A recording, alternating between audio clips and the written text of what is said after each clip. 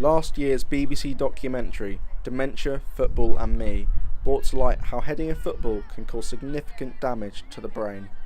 A recent study that looked at 6 deceased former footballers found that 4 of them had chronic traumatic encephalopathy, CTE, a form of dementia more commonly associated with boxers. CTE is caused by repetitive trauma to the brain. It's remarkable that the act of repeatedly heading a football can have a similar effect on the brain as getting punched in the head with a force of hundreds of pounds per square inch. Women's and men's football is arguably different in terms of style, physicality and quality. Cheltenham ladies defender Amy Leask told Park Life Sport how she feels the issue of heading is different between the genders. I think that in terms of looking at men's football and women's football, it is different. It's a lot more faster, which in the men's game than it is the women's, and that just comes with the nature of girls versus boys and their strength and speed. I think that the men probably do maybe attack the ball and head the ball with a bit more power, but the women's game has just got just as much as headers and strength, and attacking in it. So I think they are similar. It just comes from that strength element. So how hard they actually are heading the ball.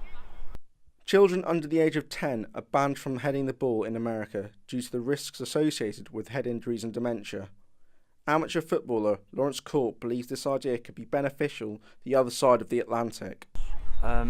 Personally, I think the research has shown that there is a link, and I don't think there's anything wrong with perhaps getting kids under the age of 10. It's a very young age to not head the ball. I think it's a technique that's learned probably later on in a child's career in their footballing life.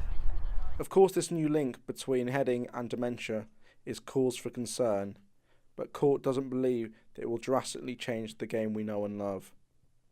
I think heading's still fundamental to the game. If it is going out of the game, then I haven't seen it. I think heading is just as important to score a goal. Personally, someone who's 6'2" and is not very good with their feet, a bit of a giraffe. Heading the ball is my speciality, so I don't see heading as potentially leaving the game at all. Miles Michael reporting from the Cheltenham All Saints Academy for Park Life Sport.